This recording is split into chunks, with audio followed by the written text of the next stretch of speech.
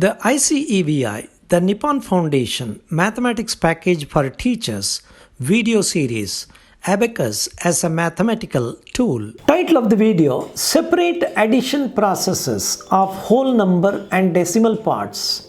Example: 49.86 plus 75.356.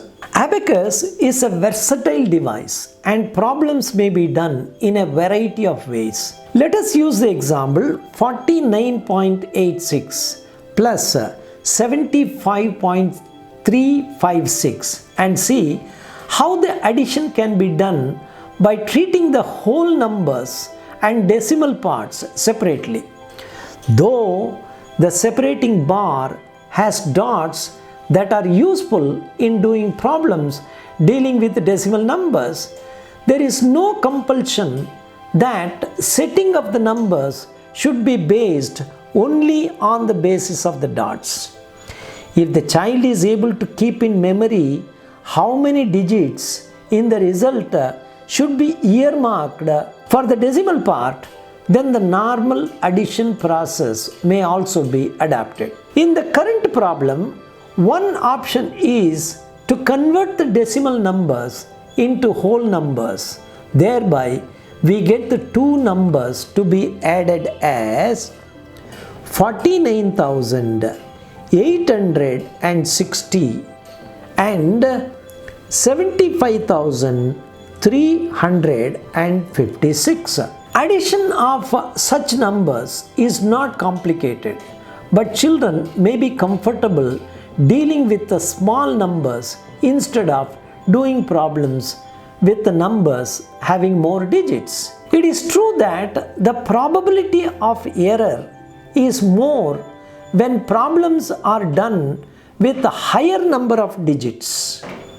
Let us assume that the child is interested in adding the whole numbers separately, the decimal portion separately, and then add them together. One method is to write down the numbers for reference or use embossed letters for reference.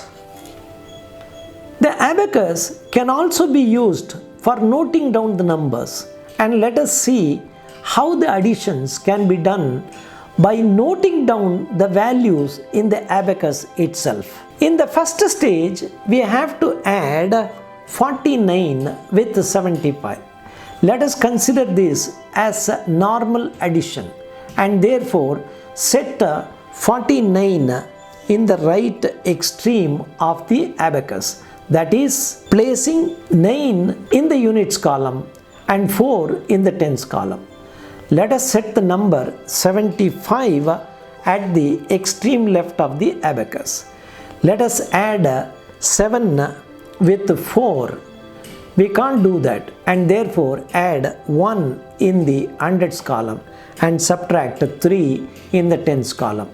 Now we have to add 5 with 9, which is not possible, and therefore add 1 in the tens column and clear 5 in the units column. Now we get the total as 1, 2, 4. With this, the addition of the whole number part is over. The child can write it down separately for reference or use the embossed numbers. Let us go to the addition of the decimal parts now. As there are 3 digits in the decimal part in the second number and 2 in the first number, we can convert both numbers into whole numbers. That means we have to add 860 with 356. Let us set 860 in the right extreme of the abacus, that is 8 in the hundreds column, 6 in the tens column and 0 in the units column. Let us set 356 in the extreme left of the abacus.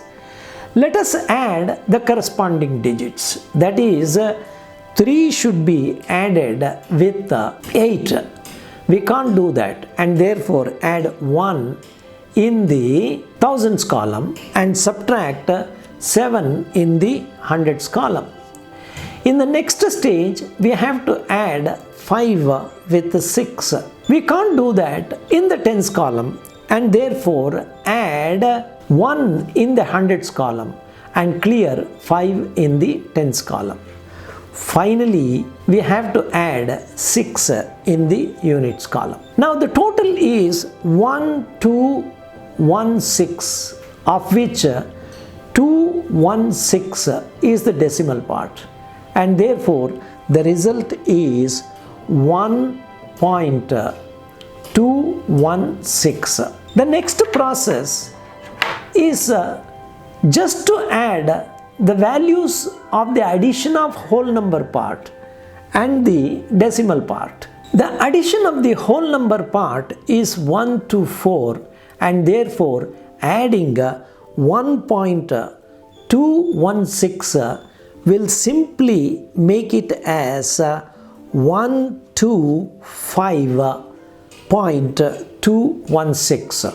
Therefore, the addition at the last stage is not involving a laborious process, as the addition of two decimal parts of whole numbers is always less than 2. In the next video, let us see how the value of the addition of whole numbers can be kept in the abacus itself, and the addition process of the decimal part is taken up.